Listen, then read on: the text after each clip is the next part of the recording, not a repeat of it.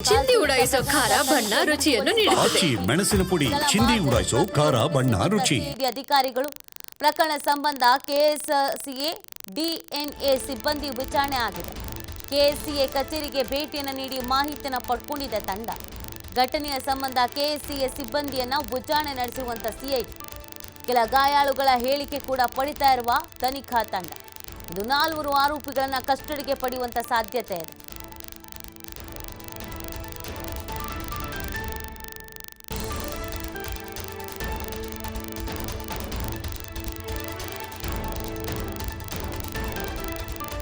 ತನಿಖಾ ವರದಿ ಸಲ್ಲಿಕೆಗೆ ಸಮಯವನ್ನ ಕೇಳಿದ್ದಾರೆ ಎಜಿ. ಇವತ್ತು ತನಿಖಾ ವರದಿಯನ್ನು ಸಲ್ಲಿಕೆ ಮಾಡಬೇಕಾಗಿತ್ತು. ಸೊ ಈ ಪ್ರಕರಣಕ್ಕೆ ಸಂಬಂಧಪಟ್ಟಂತೆ ವಿಚಾರಣೆಯನ್ನ ಮುಂದೂಡಿಕೆ ಮಾಡಲಾಗಿದೆ ಅನ್ನೋ ಮಾಹಿತಿ. ಗುರುವಾರಕ್ಕೆ ವಿಚಾರಣೆಯನ್ನ ಮುಂದೂಡಿದ ಹೈಕೋರ್ಟ್ ಅನ್ನೋದ್ರ ಬಗ್ಗೆ ಅಪ್ಡೇಟ್ ಅನ್ನೋದು ಸಿಗ್ತಾ ಇದೆ. ತನಿಖಾ ವರದಿ ಸಲ್ಲಿಕೆಗೆ ಸಮಯವನ್ನ ಕೇಳಿರುವಂತ ಎಜಿ. ಚಿನ್ನಸ್ವಾಮಿ ದುರಂತ ಪ್ರಕರಣ ಸಂಬಂಧ ವಿಚಾರಣೆಯನ್ನ ಮುಂದೂಡಿಕೆ ಮಾಡಿ ಆದೇಶವನ್ನು ಹೊರಡಿಸಲಾಗಿದೆ. ಗುರುವಾರಕ್ಕೆ ವಿಚಾರಣೆಯನ್ನ ಹೈಕೋರ್ಟ್ ಮುಂದೂಡಿದೆ ಅನ್ನೋದ್ರ ಬಗ್ಗೆ ಅಪ್ಡೇಟ್ ಸಿಗ್ತಾ ಇದೆ. ಇವತ್ತು ವರದಿಯನ್ನ ಸಲ್ಲಿಕೆ ಮಾಡಬೇಕಾಗಿತ್ತು, ಇದೀಗ ಮುಂದೂಡಿಕೆ ಮಾಡಲಾಗಿದೆ. ಗುರುವಾರಕ್ಕೆ ಈ ಒಂದು ವಿಚಾರಣೆಯನ್ನ ಮುಂದೂಡಿಕೆ ಮಾಡಲಾಗಿದೆ ಅನ್ನೋದ್ರ ಬಗ್ಗೆ ಮಾಹಿತಿ ಸಿಗ್ತಾ ಇರೋದು. ಹಾಗಿದ್ರೆ ಗುರುವಾರದ ಬೆಳವಣಿಗೆಗಳ ಮೇಲೆ ಏನೆಲ್ಲ ನಿರೀಕ್ಷೆ ಇದೆ?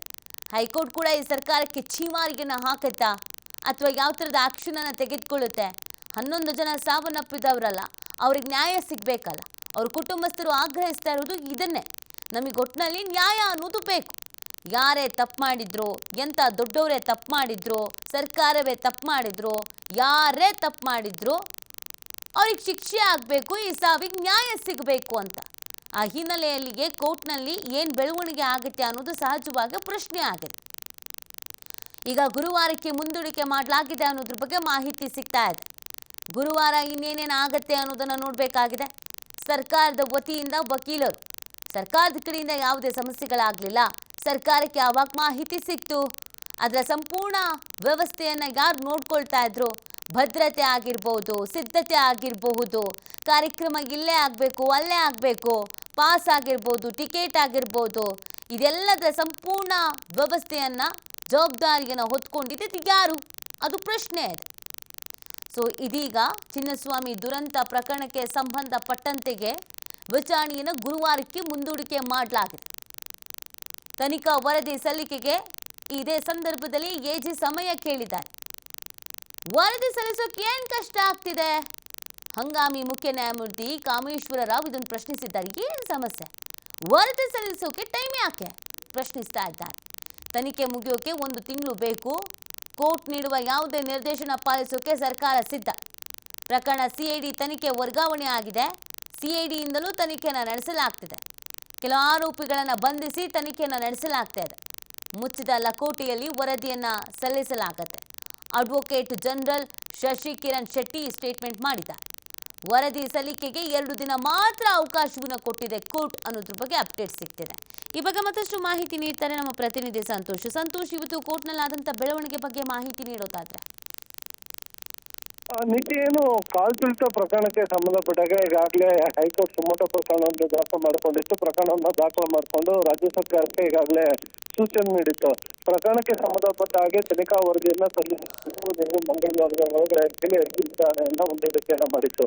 ಅರ್ಜಿ ವಿಚಾರಣೆ ಮುಂದೂಡಿಕೆ ಮಾಡುವ ಮೊದಲು ಕೂಡ ಏನು ಅಡ್ವೊಕೇಟ್ ಜನರಲ್ ಆಗಿರುವಂತಹ ಶಶಿಕಿರಣ್ ಶೆಟ್ಟಿ ಅವರು ಕೂಡ ಉಚ್ಚ ನ್ಯಾಯಾಲಯಕ್ಕೆ ಮಾಹಿತಿಗಳನ್ನು ಕೊಟ್ಟಿದ್ರು. ಸರ್ಕಾರ ಯಾವ ರೀತಿಯಾಗಿ ತನಿಖೆಯನ್ನ ಮಾಡಿಸಿದ್ರು, ಈಗಾಗಲೇ ಜುಡಿಷಿಯಲ್ ಎನ್ಕ್ವೈರಿ ಅಂದ್ರೆ ಏನು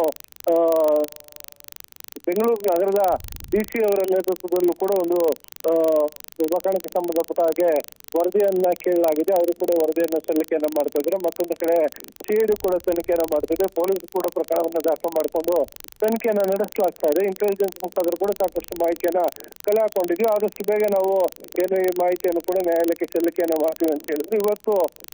ಇವತ್ತಿನ ಒಳಗಡೆ ಸರ್ಕಾರದ ವತಿಯಿಂದ ನ್ಯಾಯಾಲಯಕ್ಕೆ ಮಾಹಿತಿಯನ್ನು ವರದಿಯನ್ನು ಸಲ್ಲಿಕೆಯನ್ನು ಮಾಡಬೇಕಿತ್ತು. ಆದ್ರೆ ಸಲ್ಲಿಕೆಯನ್ನು ಮಾಡಿಲ್ಲ. ಅಡ್ವೊಕೇಟ್ ಜನರಲ್ ಕೋರ್ಟ್ಗೆ ಹಾಜರಾಗಿ 2 ದಿನಗಳ ಸಮಯಾವಕಾಶ ಕೊಡಬೇಕು. ಅದರಲ್ಲಿ ನಾಳೆನೆ ನಾವು ಏನು ವರದಿಯನ್ನು ಸಲ್ಲಿಕೆಯನ್ನು ಮಾಡ್ತೀವಿ ಅಂತ ಮನವಿಯನ್ನು ಮಾಡಿಕೊಂಡು ಕೋರ್ಟ್ ಕೂಡ ಅವ್ರಿಗೆ ಸೂಚಿಸುವಂಥದ್ದು, ಹೆಚ್ಚು ದಿನಗಳ ಕಾಲ ನಿಮ್ಗೆ ಸಮಯಾವಕಾಶ ಕೊಡ್ಲಿಕ್ಕಾಗೋದಿಲ್ಲ, 2 ದಿನದೊಳಗೆ ನೀವು ಈ ವರದಿಯನ್ನು ಸಲ್ಲಿಕೆಯನ್ನು ಮಾಡಬೇಕು ಅಂತ ಹೇಳಿ ಮುಚ್ಚಿದ ಲಕೋಟೆಯಲ್ಲಿ ಈಗಾಗಲೇ ಏನು ಜಿಲ್ಲಾಧಿಕಾರಿಗಳು ಮಾಡಿರುವಂತಹ ವರದಿ ಏನಿದೆ ಅದನ್ನ ಇಂದು ಅವರು ಸರ್ಕಾರಕ್ಕೆ ಸಲ್ಲಿಕೆಯನ್ನ ಮಾಡ್ತಾರೆ. ಅದು ಮತ್ತು CID ಅಧಿಕಾರಿಗಳು ಇದುವರೆಗೆ ಆಗಿರುವ ತನಿಖಾ ಪ್ರೋಸೆಸ್ ಏನಿದೆ ಅದರ ಒಂದು ಪ್ರಗತಿಕ ವರದಿಯ ಒಂದು ಪ್ರಗತಿ ವರದಿ ಏನಿದೆ ಅದು ಒಂದು, ಮತ್ತು ಕಬ್ಬನ್ ಪಾರ್ಕ್ ಪೊಲೀಸರು ಹಿಂದೆ ಮಾಡಿದಂಥದ್ದು ಏನಿತ್ತು ಅದರ ಮುಂದುವರೆದ ಭಾಗವಾಗಿ CID ಅಧಿಕಾರಿಗಳು ಮಾಡಿರುವಂತದ್ದು.